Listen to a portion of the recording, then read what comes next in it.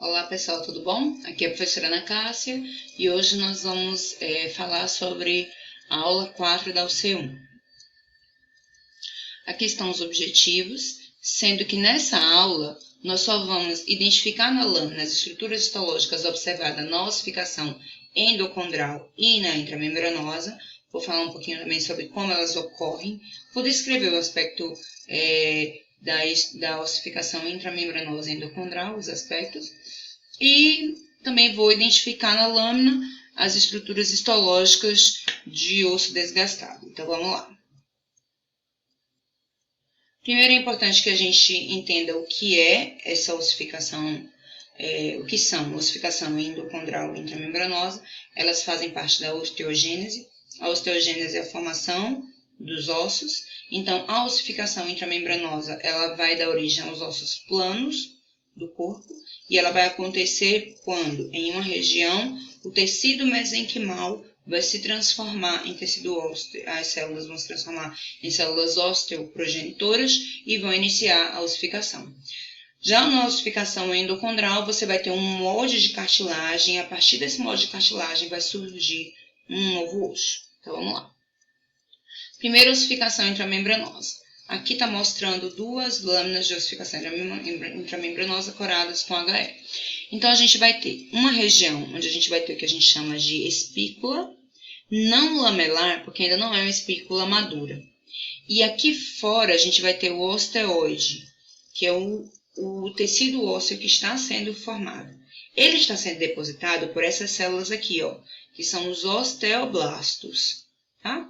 Essa espícula, eventualmente, vai amadurecer e ela vai se unir com outras espículas para formar o osso lamelar compacto, tá? Então, aqui é a mesma coisa, espícula. Notem que na espícula a gente tem essas lacunas. Dentro das lacunas a gente tem osteócitos, que são células que também estão depositando matriz. Em alguns locais a gente pode ter osteoclastos. Os osteoclastos são células que fazem a reabsorção óssea. Então, eles destroem aquela matriz para que uma nova matriz seja depositada. Notem que em volta a gente tem tecido mesenquimal. Como é que isso surge, então? Então, em um local vai surgir um centro de ossificação primário. E nessa região, as células mesenquimais vão se diferenciar em células osteoprogenitoras. Essas células osteoprogenitoras se proliferam e começam a secretar matriz. Aí elas viram os osteoblastos. Os osteoblastos, quando eles secretam a matriz, eles ficam presos na matriz que eles mesmos secretaram. E com isso vão surgindo as espículas ósseas, certo? Essas espículas ósseas vão ter no centro os osteócitos, são os osteoblastos que secretaram a matriz e ficaram presos, osteócitos, e em volta vai ter osteoide, e a gente também vai ter os osteoblastos na periferia, certo?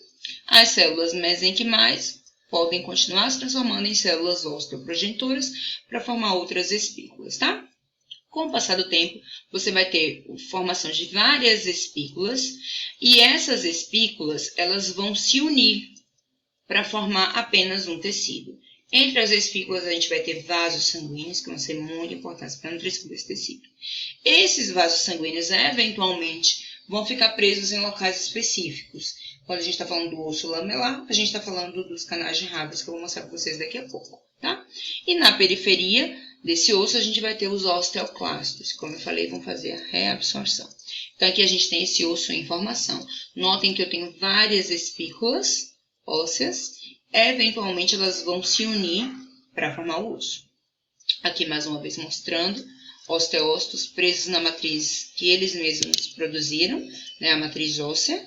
Osteoblastos na periferia, osteoclastos também, ó, osteoblastos aqui na periferia, certo? Essa região a gente chama de endósteo. E a gente tem os osteoclastos, que eles vão estar fazendo a reabsorção óssea. Então, trabéculas ósseas, né, ou espículas ósseas. Aqui, mais uma vez, trabéculas ósseas ou espículas ósseas. Notem a coloração. Quanto mais maduras elas vão ficando, mais eosinofílicas elas vão ficando. Quando elas são imaturas, elas ficam mais basofílicas, tá?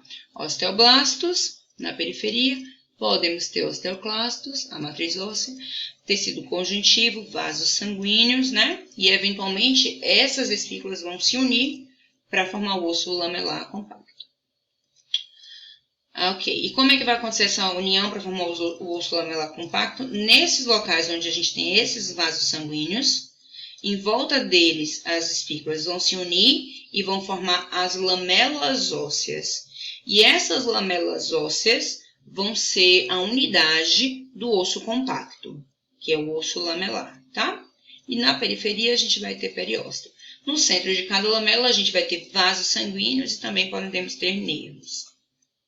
Os osteócitos ficaram presos na matriz, mas eles se comunicam através dos canalículos. Ok, e como é que acontece a ossificação endocondral? Na ossificação endocondral, quando o bebezinho está lá na barriga da mãe, o esqueleto dele é todo cartilaginoso. Então, nesse esqueleto cartilaginoso, a gente vai ter no centro dos ossos, né, nas diáfises. Primeiro, em volta dela, a gente forma o colar ósseo. Esse colar ósseo é formado por ossificação intramembranosa. No centro, a gente vai ter a hipertrofia dos condrócitos e a calcificação da matriz cartilaginosa. Depois dessa região, ela vai ser invadida por vasos sanguíneos que vão trazer células mesenquimais. Essas células mesenquimais se diferenciam em células osteoprogenitoras, osteoblastos, que vão depositar a matriz óssea sobre a matriz cartilaginosa calcificada. Tá? E aí, com o passar do tempo, você vai ter a formação da matriz óssea. Esse aqui é o primeiro centro, é chamado centro de ossificação primário, mas eventualmente nas diáfises são formados os centros de ossificação secundária, onde vai acontecer a mesma coisa. No final das contas, a gente vai ter a formação dos discos epifisários, que vão se perpetuar aí até o crescimento do indivíduo. Quando o indivíduo já cresceu tudo que tinha que crescer, aí esses discos também vão calcificar. No centro do osso, lembre que a gente vai ter região de osso esponjoso, onde a gente vai ter a medula óssea, tá? Então, aqui nessa região, como eu falei para vocês, a matriz cartilaginosa calcificada foi invadida por sangue. Sangue trouxe células mesenquimais vão se transformar em osteoblastos, que vão secretar a matriz, vão ficar presos, vão virar osteócitos. E esses osteócitos vão substituir todos os tabiques de cartilagem por matriz óssea. Aqui está mostrando, ó. Então, eu tenho aqui em volta, né, células sanguíneas, né? Aqui eu tenho a matriz cartilaginosa, que está sendo substituída por uma matriz óssea. E os osteócitos presos dentro das suas lacunas, tá? Aqui é um local muito interessante, porque a gente consegue ver tanto cartilagem, tanto ossificação endocondral quanto intramembranosa. Então, na periferia, a gente vai ter ossificação intramembranosa, daquela maneira que eu expliquei para vocês. Notem a diferença da coloração, né? Das espículas ósseas, ossificação intramembranosa aqui, periósteo, e dentro a gente vai ter ossificação endocondral. Ó, notem a cartilagem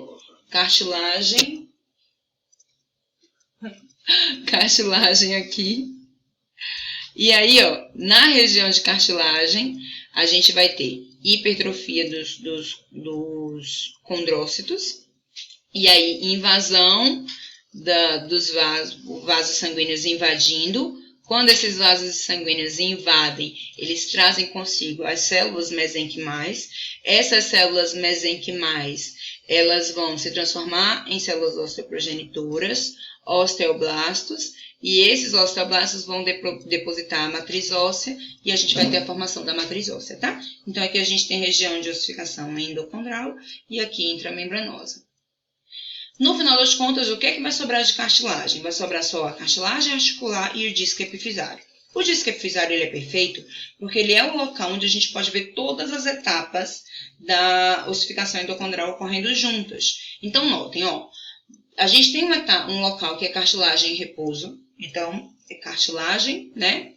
Depois, a gente tem uma área de cartilagem seriada, que também posso chamar de hipertrófica ou proliferativa, que o próprio nome está dizendo. As células estão se proliferando aqui. Por isso que, ó, notem como elas ficam enfileiradas. Muitas célulazinhas enfileiradas.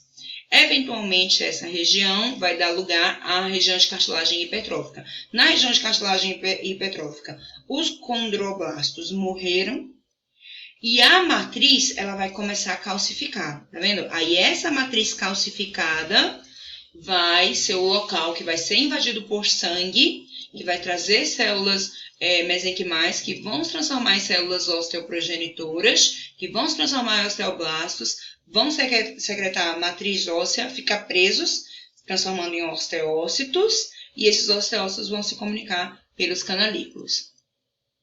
Aqui, mais uma vez, notem, então, aqui a gente tem os tabiques de cartilagem, a cartilagem calcificada, notem que isso aqui é só um pedacinho, tá? É só a zona de cartilagem calcificada e a zona de ossificação. Então, nessa região aqui, os condroblastos já estão mortos, os condrócitos, perdão, viu gente? Condrócitos. Os condrócitos estão mortos e esses condrócitos vão ser invadidos por sangue, que vão trazer as células mesenquimais. Essas células mesenquimais vão se diferenciar em osteoblastos, que vão secretar a matriz óssea no local onde tinham os tabiques de cartilagem. Aqui a gente consegue ver isso. Ó. No centro a gente tem cartilagem. Notem que a cartilagem é basófila e o osso é eosinofílico. Ó. Aqui, o osso que está sendo formado é bem rosado na periferia. E os osteoblastos aqui que estão proporcionando, né, essa formação desse osso. Ok, uma vez que o osso vai ser formado, ele vai dar origem ao tecido ósseo. Então, eu vou gravar essa parte em um outro vídeo, tá? Do tecido ósseo. Já já eu volto. Beijo!